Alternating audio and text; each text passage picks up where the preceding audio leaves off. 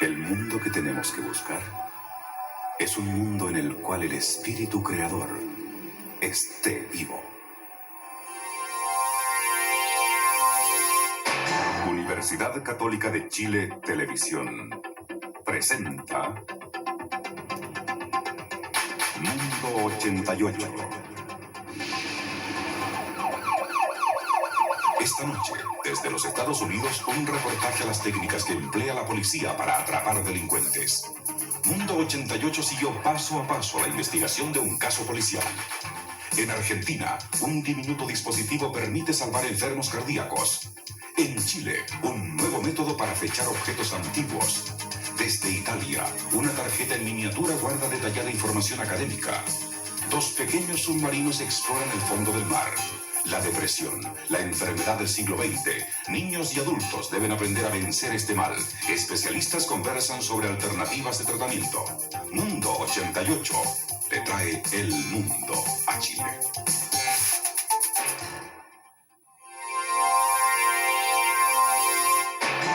El grado de precisión en las investigaciones policiales aumenta día a día. Los tiempos de la lupa, al estilo de Sherlock Holmes, son algo del pasado. En la era de la tecnología, los policías usan herramientas cada vez más complejas. Sobre esto, un dato novedoso: la identificación del cabello humano. Algo aparentemente tan simple como un pelo puede ser la pista clave para resolver un crimen. Cada pelo crece diariamente alrededor de 1 milímetro y tiene 20 características que se pueden analizar con microscopios y computadores. Gracias al aporte de expertos en biología y química, hoy los policías pueden determinar lo que una persona sospechosa comió o bebió durante la última semana. Para eso, basta con analizar un pelo. Esta noche, los avances en la investigación policial.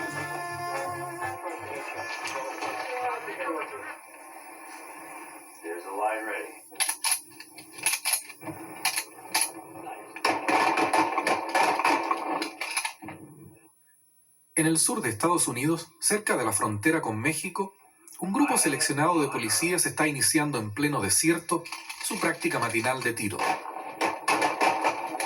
Estos hombres y mujeres pertenecen a uno de los cuerpos policiales más avanzados e innovadores de Estados Unidos. Son policías que deben probar permanentemente su estado físico y sus habilidades técnicas, entre ellas el manejo de armas.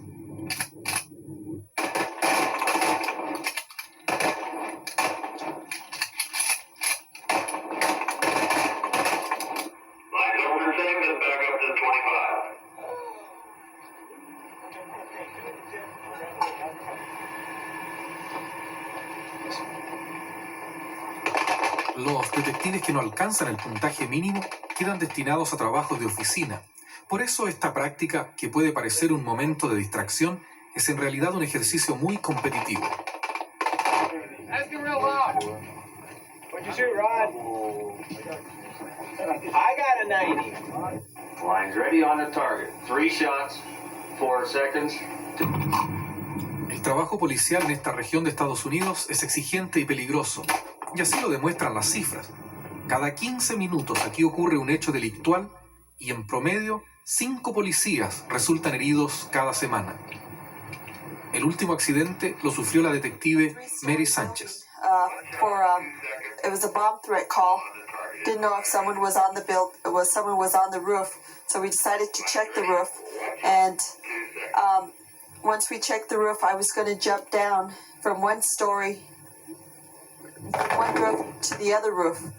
And as I was jumping, my nightstick that we wear got caught on the roof behind me as I was going to jump. And it threw me wrong, and I broke my elbow, and I tore the ligaments in my knee.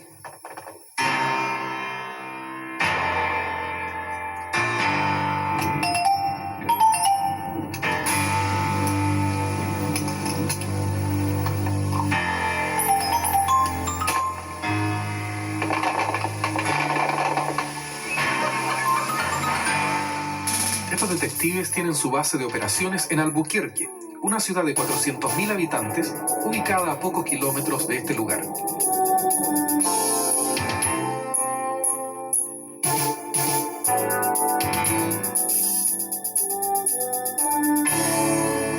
vez lo que más llama la atención a quienes llegan por primera vez a Albuquerque es la gran cantidad de apellidos españoles que existe en esta región norteamericana.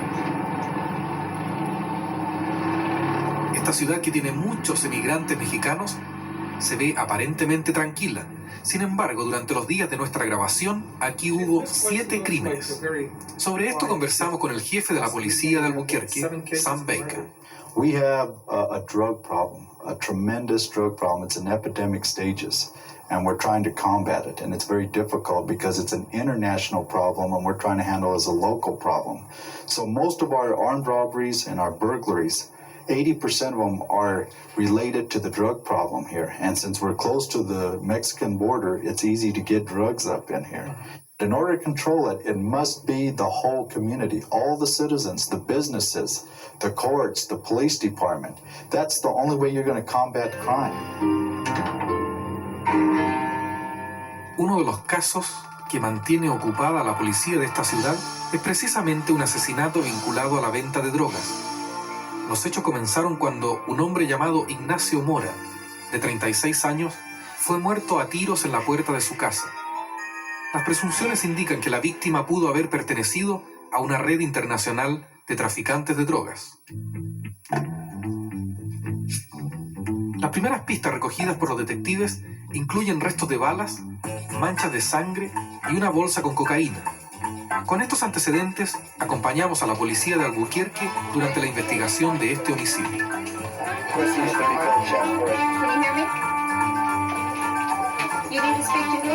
Este es el centro de comunicaciones, corazón del cuerpo policial. Aquí se trabaja día y noche para recibir los llamados del público, tales como denuncias, emergencias o pedidos de auxilio. Desde este lugar se coordina el movimiento de todos los vehículos policiales de la ciudad. Durante la noche estuvimos junto a estas operadoras esperando una nueva pista sobre el caso. Algunos de los llamados del público fueron para denunciar una pelea en un bar y otros para reclamar por ruidos molestos causados en un edificio de departamentos. Las denuncias de todo tipo son incesantes. Ante cada denuncia se despacha de inmediato el radio patrullas que se encuentra más cercano al lugar del hecho. Después de varias horas de espera, a la mañana siguiente se recibe un llamado que puede estar vinculado al homicidio.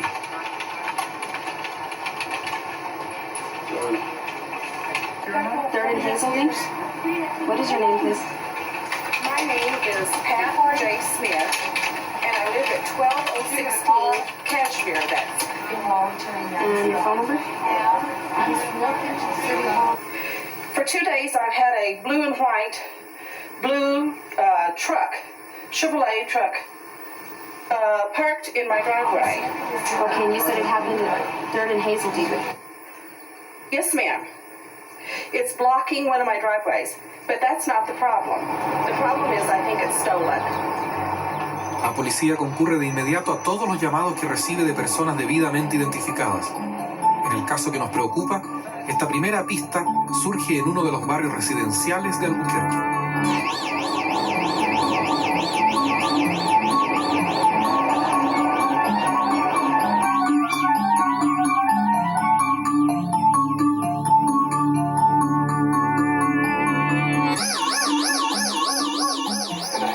That have been broken into are in this area. The guy breaks in, one of them while somebody was there, goes in, looks for the keys, takes what money he can find and leaves, then takes the car.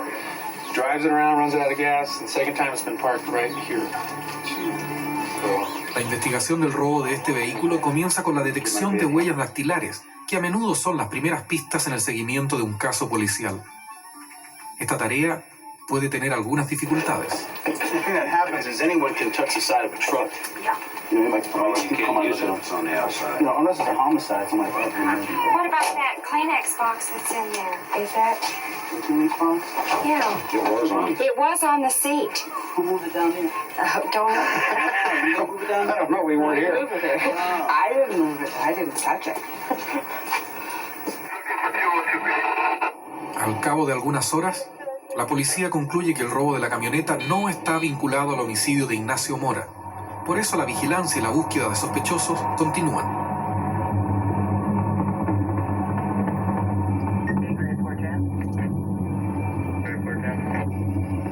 nosotros participamos en el patrullaje aéreo, en tierra comienza su labor una de las unidades policiales más avanzadas.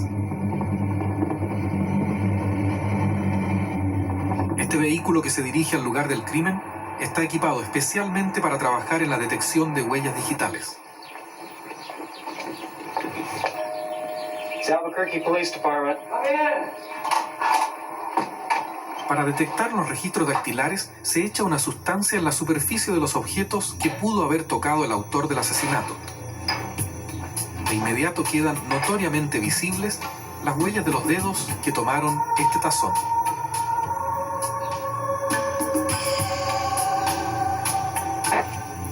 Enseguida las huellas se copian con una cinta adhesiva especial para luego imprimirlas sobre papel.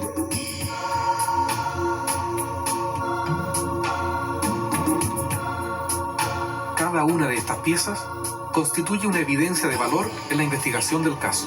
695 PD, would you start me a photographer, please?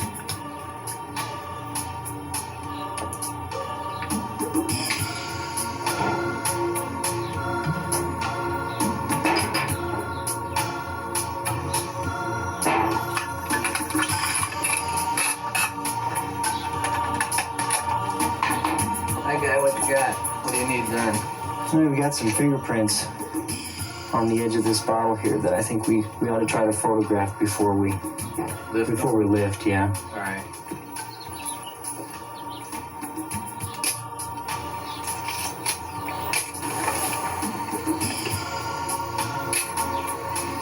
Okay, anything more you need? No, I think that'll do it. I'm going to take this back to the lab and use the laser on it. Okay, well, let's see if we can get some pictures there. Okay. Okay.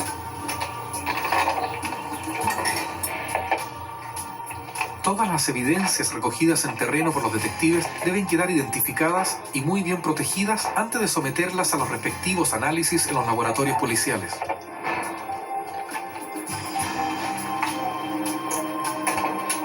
Además de los instrumentos para la recolección de huellas, esta unidad móvil está equipada con detectores de bombas, cámaras de video, cámaras fotográficas y teléfono.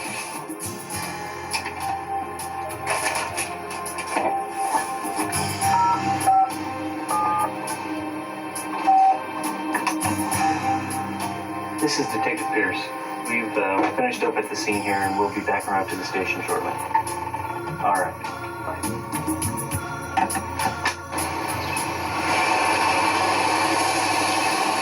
En la investigación del homicidio de Ignacio Mora colaboran varias unidades de este cuerpo policial. Esta es la sala de evidencias, donde se guardan y se clasifican todas las pruebas recogidas hasta ahora en la investigación del crimen.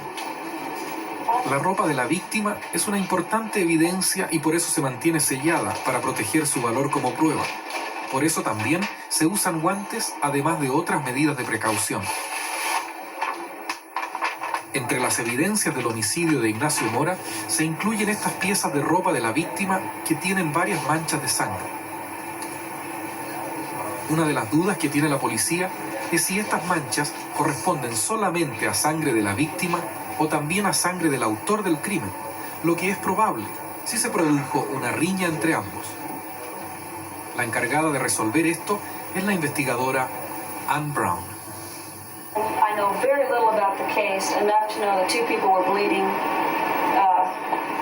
And so I'm just going to cut based on...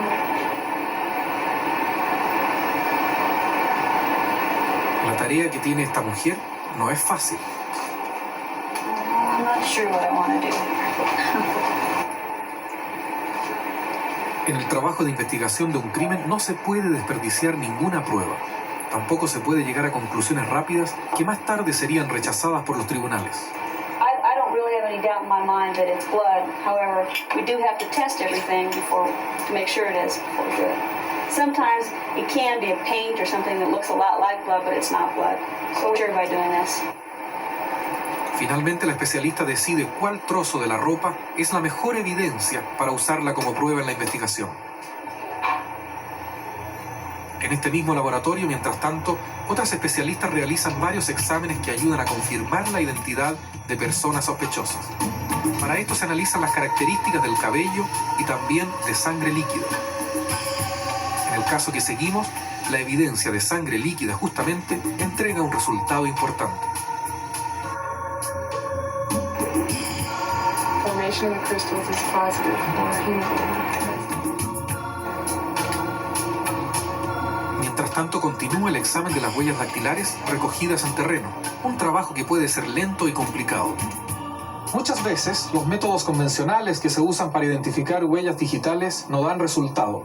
En esos casos, la policía emplea una herramienta prácticamente infalible, el rayo láser.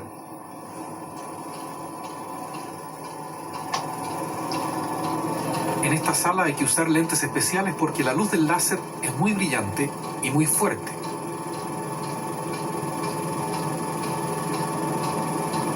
Basically, the laser is an enhancement device. It doesn't find prints that aren't there, but it does enhance prints that are. Las huellas que dejan los dedos de cada ser humano están formadas por ácidos grasos y humedad. Cada huella se distingue por el diseño único que imprime. De acuerdo con esto, la mayor o menor dificultad que tienen los expertos para identificar estas huellas depende de la superficie donde quedan marcadas, como también de las características de la piel de cada persona. Un buen ejemplo de la aplicación del rayo láser es esta hoja de diario que se encontró sobre una mesa en el lugar del crimen. Aquí se pueden ver nítidamente las impresiones de los dedos. Esta muestra es un acierto, porque es muy difícil recuperar huellas desde una superficie como la del papel. Estas otras huellas se recogieron de una cinta adhesiva con la que se cerró una caja con drogas. Lo que vemos son los rastros que probablemente dejó el homicida al sellar el envase.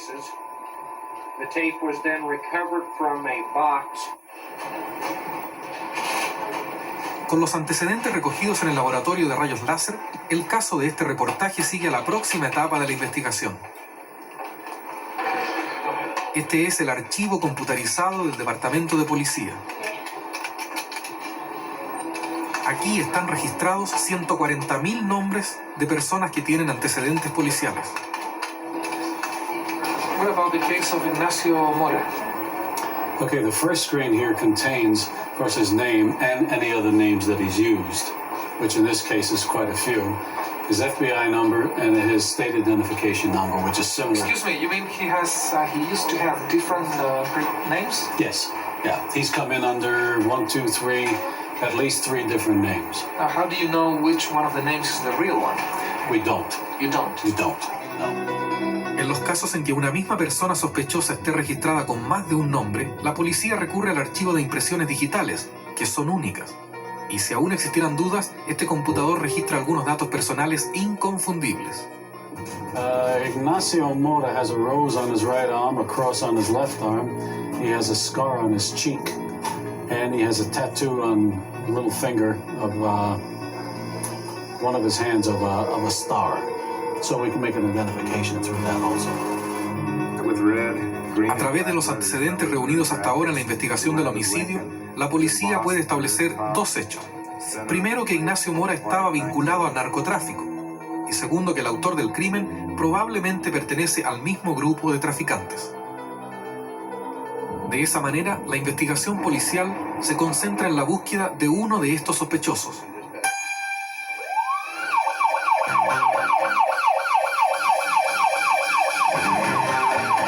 La instrucción es mantener la alerta general en el caso Mora. El patrullaje se intensifica ahora en los barrios periféricos de la ciudad. 24 radiopatrullas participan en esta operación. Cada uno de estos vehículos tiene un computador que está conectado a la central de comunicaciones y a todas las otras unidades móviles.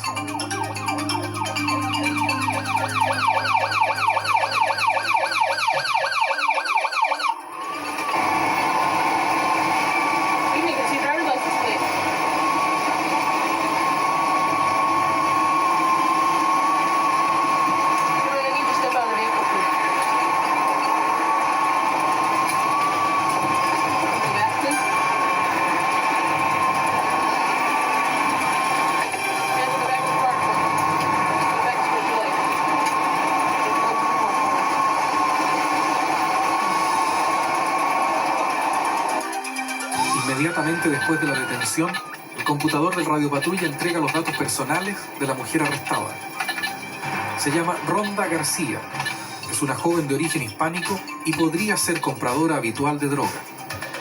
The reason why I had to stop her was because I had reason to believe that she was selling narcotics out of her vehicle. And upon stopping her, I had her step out so I could search her for my protection, and I found a small packet of a white powdery substance in her right front pocket and took her to jail for possession of controlled substance. So you believe this is cocaine? I do. I believe it is. So for a case, you're trying to make sure that you're talking about cocaine. Exactly.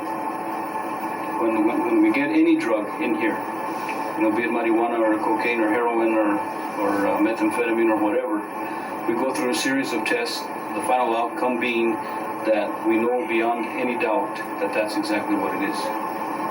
So this is pure cocaine? This is a positive test for cocaine. Estos equipos computarizados que utilizan los científicos del departamento policial tienen una alta precisión. En el caso de una autopsia, por ejemplo, pueden detectar la presencia de una millonésima de gramo de cocaína en el hígado de una persona. Al respecto, en el cuerpo de Ignacio Mora se comprobó la existencia de varios gramos de esta droga.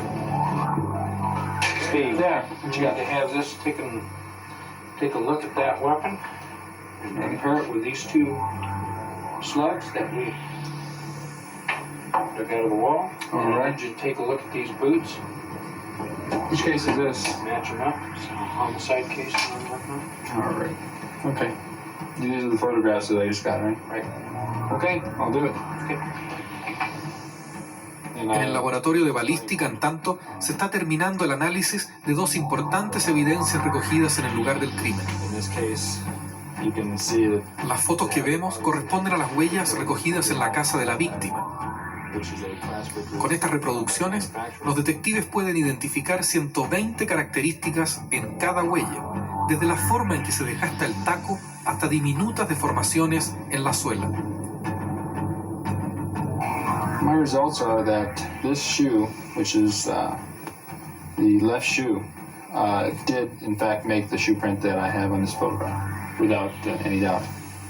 It is unique enough, and there are enough individual characteristics to make positive identification. What I'm doing is placing the evidence bullet, which is the unknown. En el análisis de los proyectiles disparados para cometer el homicidio, en tanto, se comprobó que las dos balas fueron disparadas con la misma arma, porque las marcas que dejaron son tan iguales como las huellas que deja un mismo dedo.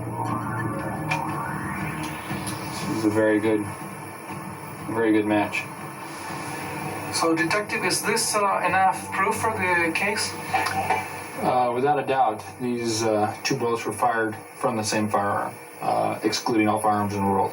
So I can positively say that the evidence bullet was fired by the suspect gun. Con estas últimas conclusiones, la investigación, en este caso policial, llega a su fin. Los resultados logrados por los detectives y por los laboratoristas fueron positivos en varios puntos claves. Con el registro de las huellas dactilares y la precisión del rayo láser, se confirmó en primer lugar la identidad del principal sospechoso. Luego, el minucioso análisis de las evidencias recogidas en el lugar del crimen ayudó a aclarar la forma en que ocurrieron los hechos. Más tarde, el estudio de los impactos de bala permitió identificar el arma del asesino y finalmente, la confesión de una mujer cómplice en el tráfico de drogas aportó el resto de las evidencias del caso. De esa manera, y ya con suficientes pruebas concretas, la policía de Albuquerque identificó y arrestó a un hombre de 35 años, sin ocupación permanente, como autor del homicidio de Ignacio Mora.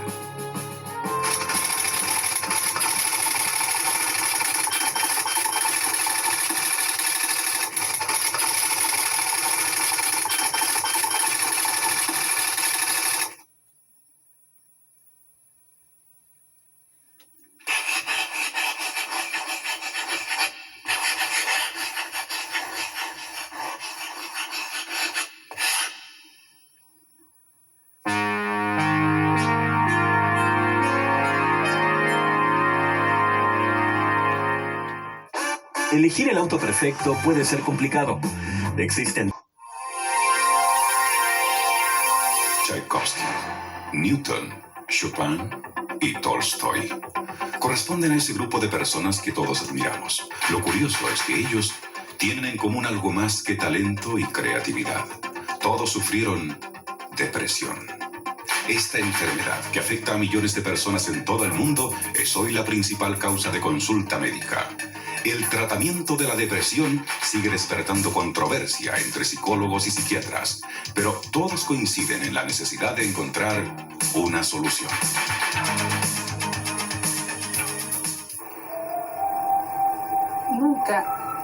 Nunca me voy a olvidar de esos días negros que tuve. Yo sentía que la vida no tenía absolutamente ningún sentido para mí. Nada tenía interés, carecía absolutamente. En realidad me daba lo mismo levantarme, ir a trabajar, arreglarme. Me daba lo mismo cumplir o no cumplir mi trabajo, cumplir o no cumplir con mi familia, mis hijos, que es una cosa tan importante, mi pareja.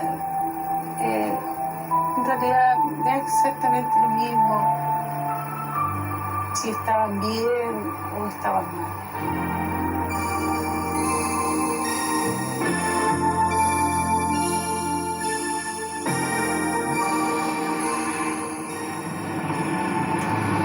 Por el mundo caminan hoy más de 100 millones de personas como María Cristina Espinosa. Son hombres y mujeres de distintas razas, edades y condiciones sociales. Todos tienen uno de los problemas más serios y comunes de este siglo, la depresión. Muchas veces cargan con ella durante largos periodos de la vida, provocando angustia a sus seres queridos. ¿Existe una solución para este problema que puede alterar seriamente la vida de un individuo?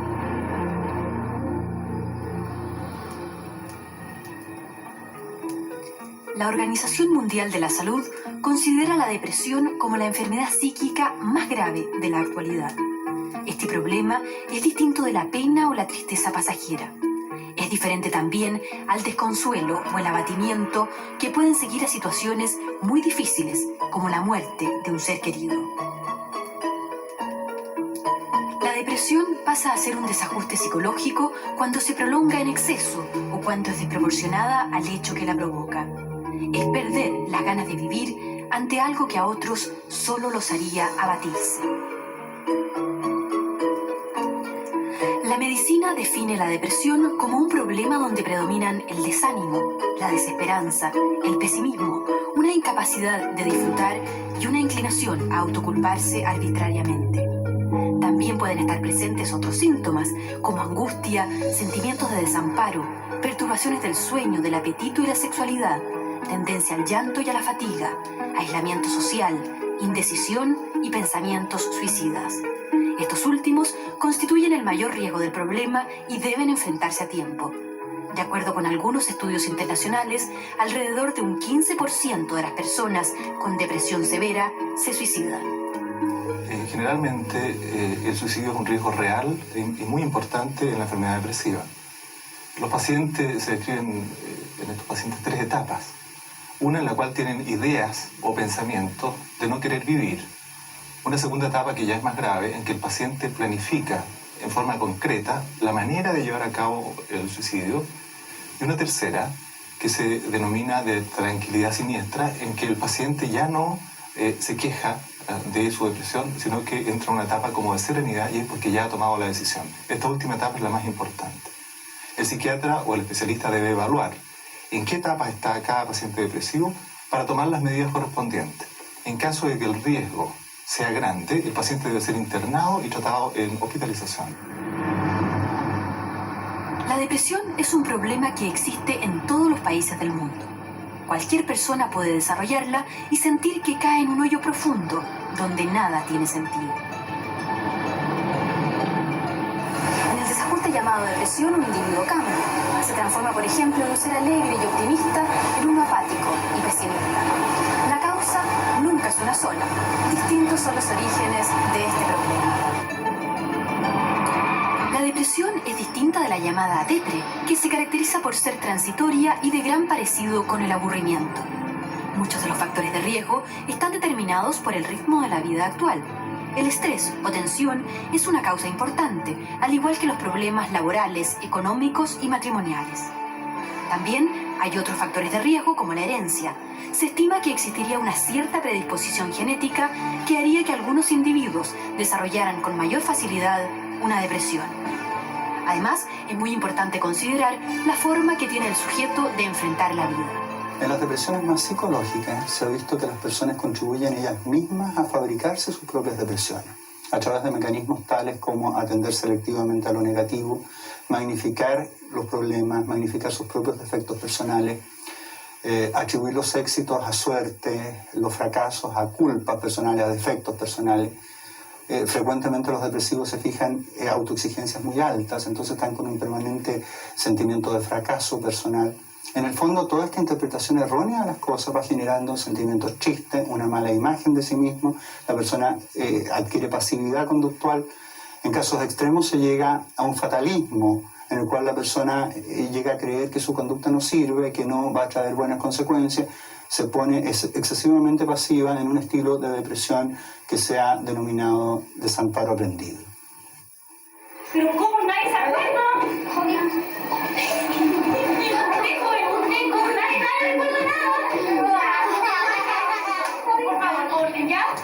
Cuando se presentan uno o más factores de riesgo, un individuo puede desarrollar una depresión. En la mayoría de los casos, con ella se produce un cambio bioquímico a nivel cerebral. Ello es comprobable en algunos pacientes, pero muchos estudios internacionales indican que el desequilibrio está presente en numerosos enfermos. Hola, mami. Mírame hace 15 circulatura castellana, ¿no? En el caso de María Cristina Espinosa, diversos factores incidieron en el desarrollo de su depresión. Problemas de salud, laborales y domésticos se conjugaron y dieron origen a momentos muy difíciles. Ellos afectaron no solo a María Cristina, sino que también a todos sus seres queridos, incluidos los dos hijos, Cristian de 15 años y Laura de 5. Yo creo que logré transmitirle parte de mi depresión, sobre todo al Lolo, digamos, que tuvo serios problemas, incluso de tipo conductuales en el colegio, que nunca antes lo había tenido. Como que mi depresión, mi estado se transmitió dentro del ámbito, hasta la chicoca, problemas, digamos, como de aprendizaje, con la pareja, todos se vieron involucrados por mi estado. La depresión afecta a hombres y mujeres. En el caso de estas últimas, el problema se agrava por situaciones específicas, como las depresiones premenstrual y posparto, que se presentan en un alto porcentaje de la población femenina.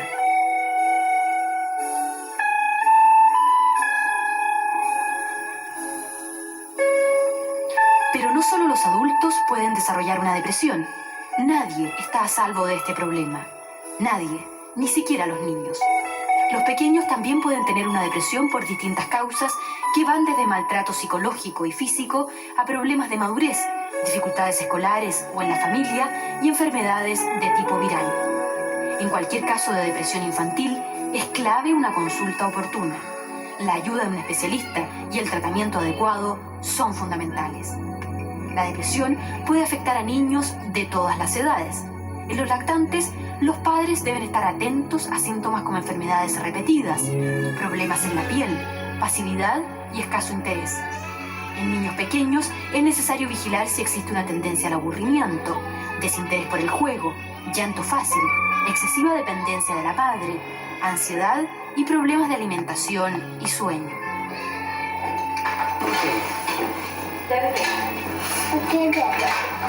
En los escolares, los padres también deben preocuparse si hay problemas en la alimentación y el sueño o llanto fácil. Además, es necesario estar atento a síntomas como falta de interés, dificultades para concentrarse, aislamiento, baja en el rendimiento escolar, problemas conductuales, mentiras y robos. ¿Cuáles son los riesgos de no detectar a tiempo una depresión infantil? dos grandes riesgos. El primero, que el niño desarrolle una personalidad depresiva que le va a durar toda la vida. Y es un enfoque desesperanzado de la vida con una falta de confianza en los adultos. Él no cree en la gente y siente entonces que está solo y desamparado. Y el segundo gran riesgo, que se da más bien en los mayores, en los adolescentes, es el riesgo de suicidio. Yo diría que la totalidad, y creo no equivocarme, de los niños que se suicidan, que son menores de 15 años, lo ha hecho en un estado depresivo que no ha sido detectado y por lo tanto no ha recibido ayuda.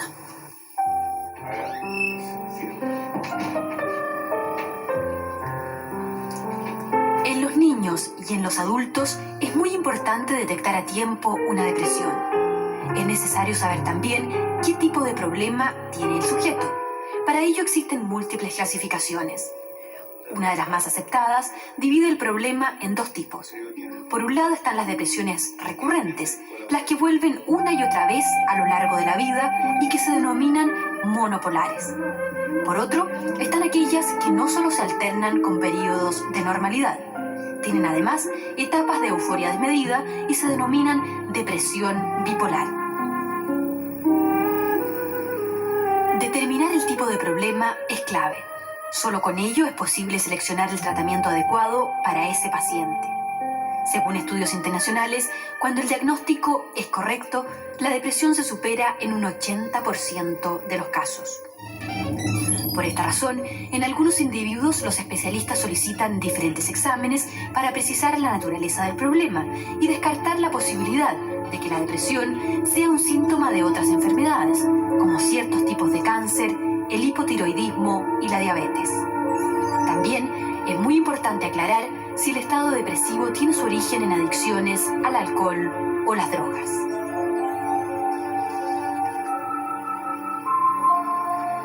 Múltiples son los enfoques para tratar una depresión. En el caso de María Cristina Espinosa, el problema se abordó con una de las aproximaciones más comunes en este momento. Por un lado, existió una psicoterapia y por otro, medicamentos.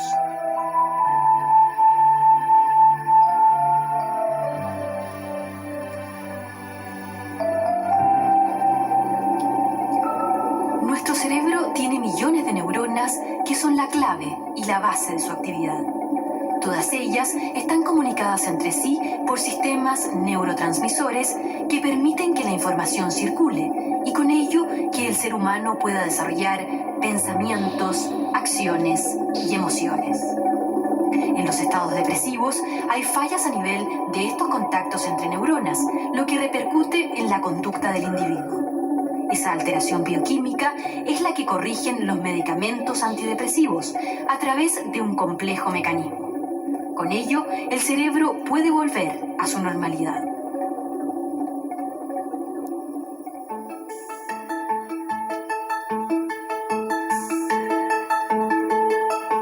Existe una gran variedad de medicamentos antidepresivos. Cuando la selección y la dosis es la correcta, los resultados en algunos casos pueden ser sorprendentes y muy rápidos. En otros, es necesario variar el fármaco. Y si la depresión es muy persistente, hay que recurrir a exámenes de laboratorio y distintas técnicas de diagnóstico que ayuden a precisar la naturaleza del problema.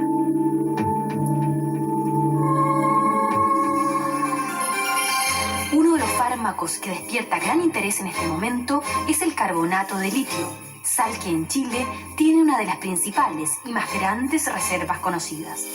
Su uso abarca otro de los campos de acción de los fármacos en este problema.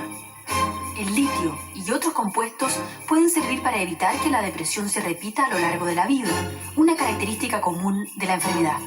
En el caso del litio, su uso masivo comenzó en la década de 1970 y los científicos señalan que puede ser muy efectivo en la depresión bipolar. ¿Qué tal? ¿Cómo te has sentido? Un poco. Qué bueno, alegre. En el caso de María Cristina Espinosa, su médico no solo le proporcionó fármacos antidepresivos que le permitieron superar la crisis, también le recetó medicamentos para que el problema no vuelva a ocurrir. Además, realizó con ella psicoterapia, técnica psicológica con la cual el especialista ayuda al paciente a desarrollar experiencias que corrijan sus desajustes. Por ejemplo, se enseña a la persona a relacionarse de la manera adecuada con los demás o a valorar correctamente su persona. Para lograr esos objetivos, los especialistas tienen diferentes enfoques. Entre estas técnicas se incluyen la cognitivo-conductual, que persigue cambiar la forma en que la persona interpreta las cosas.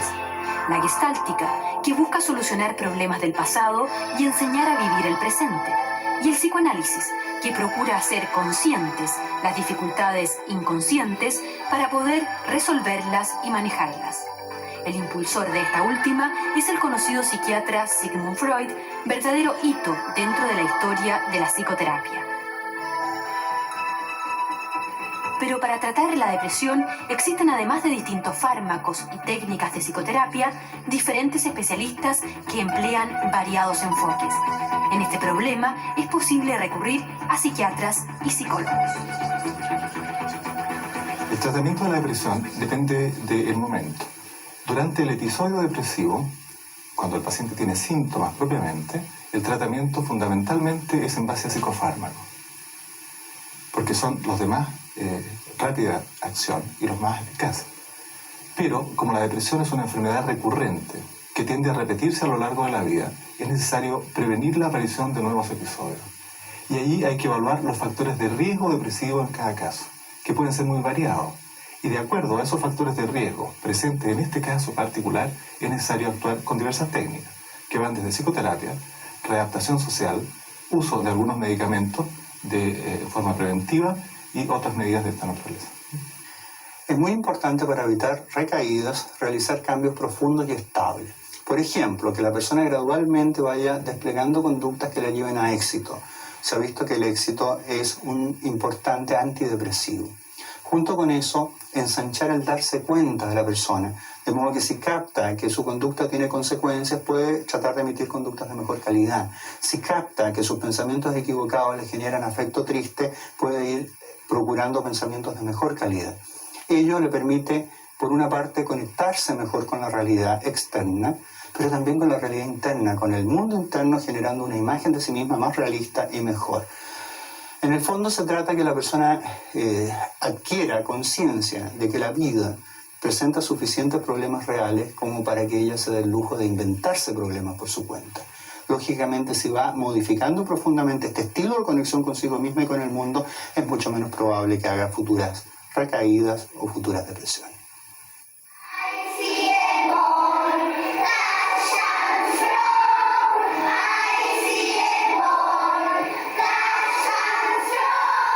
El periodo de recuperación de un estado depresivo puede ser diferente en cada caso.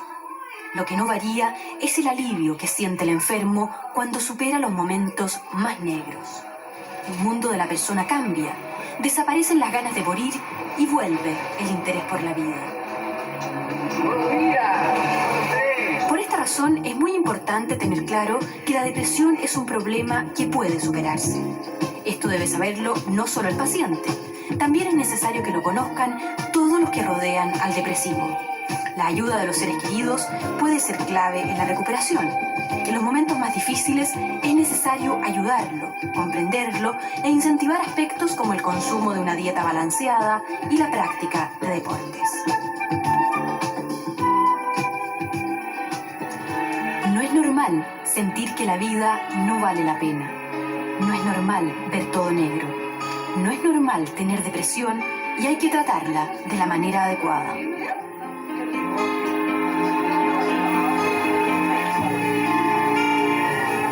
Ahora yo me siento muy bien, me siento feliz, me siento como que he vuelto a nacer, me siento con ganas de hacer muchas cosas.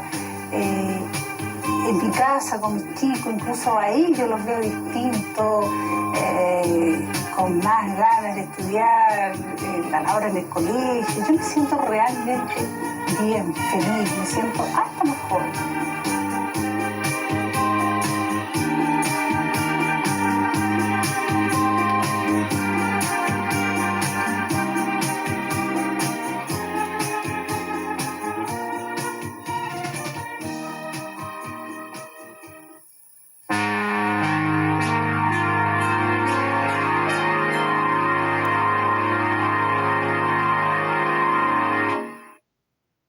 Elegir el auto perfecto puede ser complicado.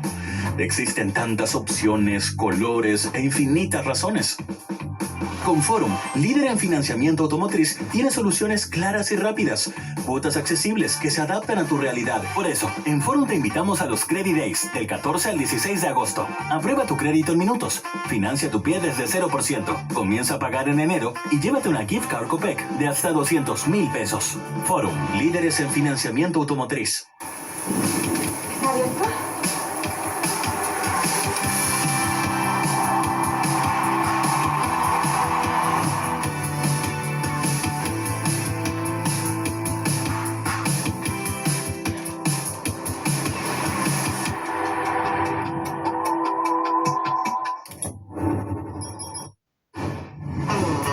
Al final todo llevó a que la medición terminara acá, en el gran Reiki, porque ya había empezado la guerra de las teleseries. El área dramática estaba físicamente cerrada. Tenemos que partir por una historia. Y digo, bueno, llamemos a mis amigos. ¿Por qué no creamos una teleserie donde todos los protagonistas sean hombres? Había que arriesgarse, había que hacer apuestas, había que estar primero. Lo tomaron de verdad como una guerra, porque en la guerra y el amor todo es válido. Imagínate la presión que significaba uno. Ese mismo día, la Verónica Saquel se fue al switch y dijo, vamos a agregar 5 minutos más. Pero eran 35, 36, no sé, y el rating fue atómico. Botella de whisky, nosotros tomando whisky, y subíamos la sintonía. Era como una locura. No podías ir al supermercado, todo el mundo quería un pedacito tuyo de tirarte el pelo. Decía la gente acá que era como el final de La Madrastra y el final de Macho. Las teleseries de nuestras vidas. Este domingo, 22 horas. El momento perfecto. Solo por 13 Rec.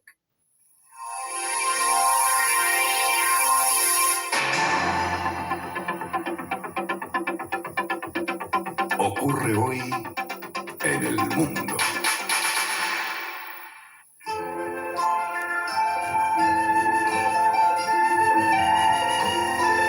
En Roma, cada calle esconde una belleza milenaria.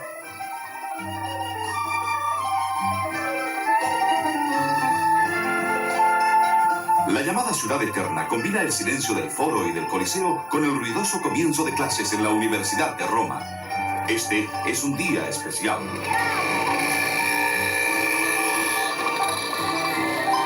A partir de ahora, los 160.000 estudiantes de esta universidad van a usar una nueva tarjeta magnética que cambiará la manera tradicional de efectuar sus gestiones académicas.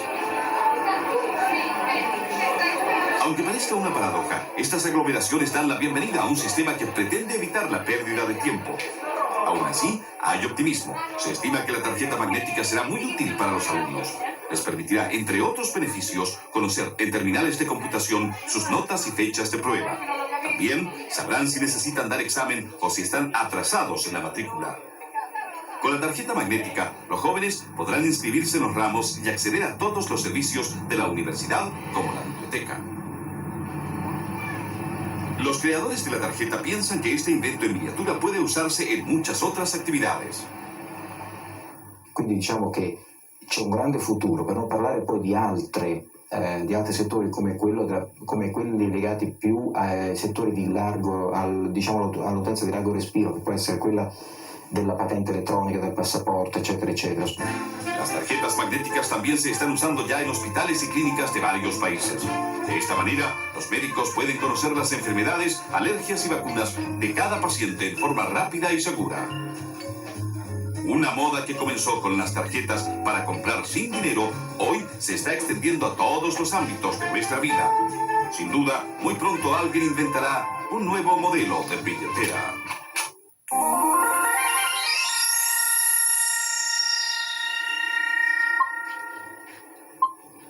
Esta persona está sufriendo un trastorno grave de su ritmo cardíaco. El corazón, que normalmente late a 60 pulsaciones por minuto, presenta en estos momentos una actividad anormal e ineficaz llamada fibrilación ventricular. Afortunadamente, el paciente se encuentra en un centro médico, de lo contrario podría morir en forma súbita, al igual que millones de enfermos en todo el mundo. La solución para este problema cardíaco es un pequeño dispositivo llamado desfibrilador automático, que pesa solo 300 gramos y se implanta en el abdomen. Su misión es detectar a tiempo un mal funcionamiento del corazón. En el Sanatorio Güemes de Buenos Aires, un equipo de médicos se prepara para instalar este aparato. La operación es delicada, pero es la única posibilidad para salvar a este paciente. Espero salir caminando. Cuando se detecta una alteración del ritmo cardíaco, de inmediato, el desfibrilador envía una descarga eléctrica a través de unos finos conductores adosados al corazón.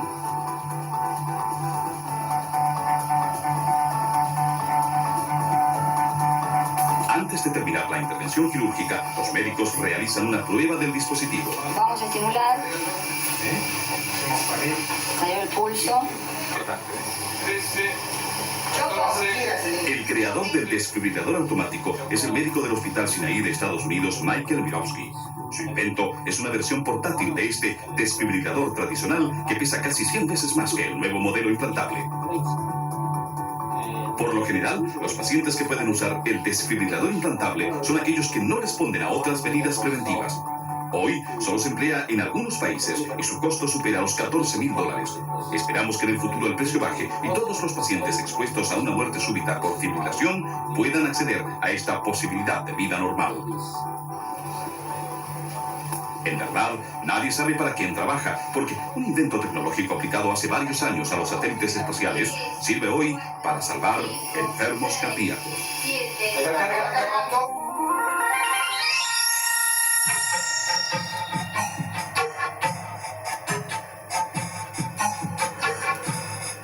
La historia de este milenario pueblo andino llamado Toconce era un misterio hasta hace 10 años. Los viajeros que venían a conocer estas hermosas y olvidadas construcciones del siglo XI solo podían hacer suposiciones sobre esta cultura. No se sabía nada más. Investigadores chilenos sacaron del olvido a Toconce, utilizando una moderna manera de obtener la antigüedad de cerámicas encontradas en el lugar. Todos los objetos reciben y emiten radiación. El método aplicado por físicos de la Universidad Católica, llamado termoluminiscencia, consiste en medir la cantidad de radiación que ha recibido un objeto, en este caso las cerámicas, desde su fabricación. Para realizar este trabajo, estudian un tipo de mineral presente en los cacharros, el cuarzo. Este cristal es capaz de conservar muy bien la información de la dosis radioactiva que recibe del ambiente a lo largo de los años. El aparato que observamos mide la luz que emite la muestra de cuarzo producto de la radiación que libera al ser calentado. Con esta información, los científicos saben qué cantidad de radiación ha recibido el objeto desde que fue fabricado. Ahora deberán averiguar cuánta radiación recibe una muestra enterrada en Toconce en un periodo de tiempo determinado. Al tener ambos datos, se puede calcular con gran precisión la antigüedad de la cerámica. Esta manera de obtener la edad de objetos antiguos se utiliza hoy en varios lugares del mundo. Se trata de un método complementario al carbono 14 y entre sus ventajas se encuentra el bajo costo. Con esta investigación se pudo establecer que los habitantes de Toconce emigraron al lugar en el siglo IX después de Cristo desde el lago Titicaca. Pero, como un científico no da nunca por terminada su tarea, los investigadores de la Universidad Católica buscan ahora una nueva aplicación para la termoluminiscencia. Su desafío actual es poder obtener, mediante este método, la edad de los huesos.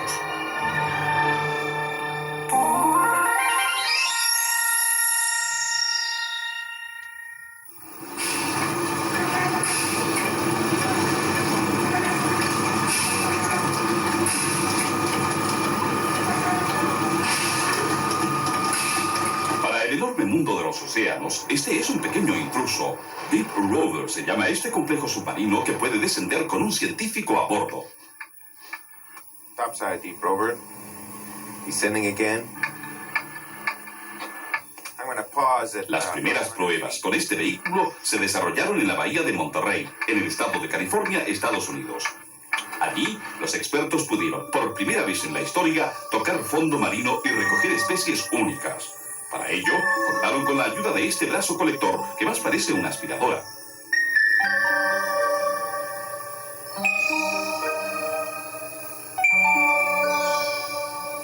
El Deep Rover ya tiene una larga lista de clientes, en su mayoría avesados biólogos marinos. No menos espectacular es el trabajo que desempeñó otro prototipo, esta vez en el Océano Atlántico. Jason Jr., impedido de llevar personas a bordo, aprovechó para descender 4.000 metros en busca de los tesoros del transatlántico Titanic.